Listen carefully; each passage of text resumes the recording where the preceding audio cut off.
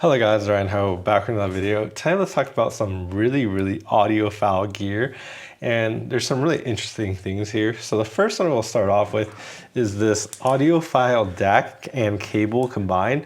So this cable is actually a USB type A, and then it actually terminates into an RCA. So they actually have a different version of this that actually terminates into a balanced cable too.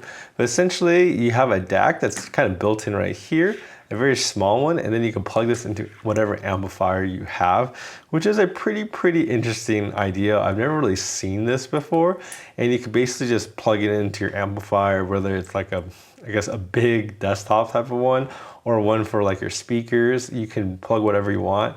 But yeah, it's a very unique product. I've never seen anything quite like it.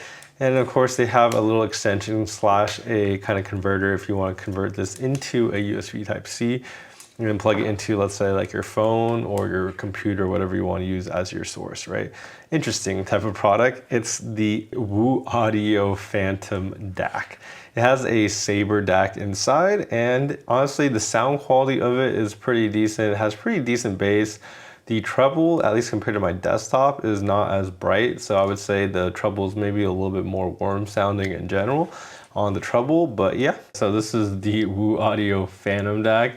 It is, I think, $450. It's a very unique and interesting product, so I definitely think this, as the first one, is definitely a very audiophile type of product, right? So we have the Fosi Audio GR40. This is actually a tube amplifier, and it's really cool because, you know, when you get into, I guess, audiophile and get deeper into the audio kind of hobby, you kind of go for these type of tube amplifiers. They're very interesting simply because, you know, they change the sound, right? They have the tube flavor. These are kind of, you know, older technology, but they have a different type of sound to them that some people enjoy. I would say objectively for me, I think solid state does sound a lot better than tubes, especially cheaper tubes, or I feel like they're just less resolving than more like cheaper kind of, or the same price point of a solid state DAC amp. But, you know, they're kind of fun to kind of listen to and play with because they're kind of more, I guess, warm sounding. They make everything kind of blend together a little bit more. Everything becomes a little bit softer sounding. So the thing I noticed about this device particularly is that when it comes to kind of the bass kind of blooms a little bit more.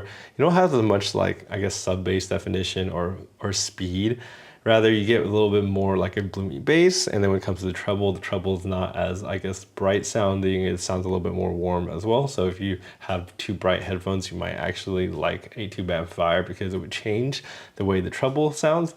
Now, the funny thing about this one in particular is that it actually has the ability to kind of adjust your bass and adjust your treble. So even though I feel like the tubes make the bass a little softer, you can actually boost it up. So I actually boost this one all the way to the max, and you can actually get a little bit more bass back, which is very interesting type of design. And then you can also boost the treble. So even though it's a warm sounding, you can actually boost the treble as well and get a little bit more of that treble back as well. So I feel like that's a very unique thing that I haven't really seen in a tube amplifier. So it kind of gives you the ability to kind of tune that, which is really cool. And then this thing also has actually a variety of inputs. So you have like USB, optical, coaxial, and this thing actually has a Bluetooth antenna. So it takes kind of old technology, it combines it with new wireless kind of technology too, which is really cool. And then of course you see these tiny little tubes on top that get really hot while they're kind of running. But yeah, so this is the, you know, Fosi audio. It's pretty cool. You could also output this to, I guess, an amplifier or speaker, anything that you want. So, you know, once you get down to the audio hobby, if you want to try tube amplifier, this is actually a really good one to start with, in my opinion. So now we have the Fiio BT11, which is a very interesting device because it's actually allows you to get better wireless audio. So what you get from this is actually you get Bluetooth for LDAC. So if you're using the Sony version, you get higher res CD quality type of wireless with this, or you can also use aptX lossless, which is the Qualcomm version of it, and it actually provides that. And if you're like me and you have an iPhone, then you can actually get this type of, you know, higher quality codecs on your phone, which is really nice. And this thing is really honestly not that expensive. It's $45 for this upgraded codec.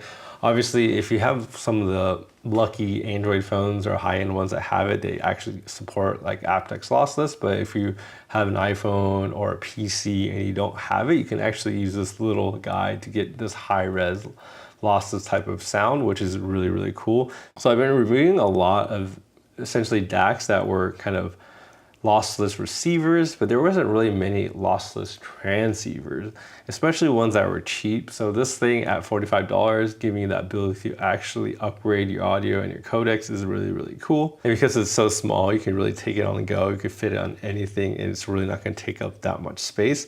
So I really did enjoy this combo. I tried it with some different devices, but I mean, this cheap combo right here, this is the Soundpeats Air Pro 4.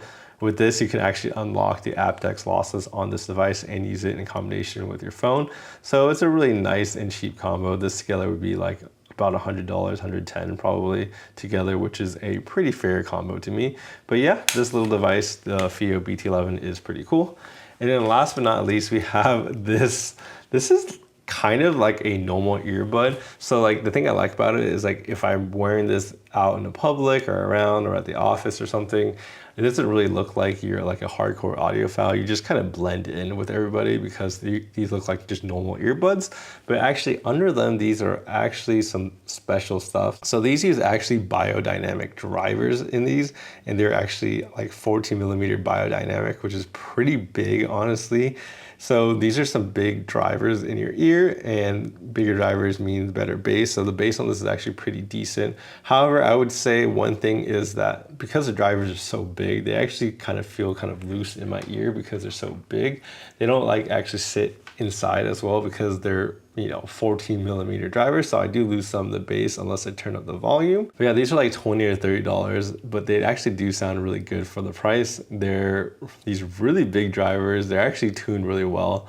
Actually, like they're pretty natural sounding, honestly. It just really depends on if you can kind of get a nice seal or a nice kind of fit with it to get the bass. But really, they're a pretty cool kind of audio product that's kind of, I guess, a normal product disguised as an audiophile product. So anyways, I hope you guys found this interesting. Honestly, the most, I guess, unique product is definitely the cable, the Woo Audio Phantom DAC. I mean, I've never seen anything quite like this cable. It's very interesting, and I hope you guys found these things as interesting as I did. Anyways, I hope you guys enjoyed this video. Please like and subscribe down below, and I'll see you guys in the next video.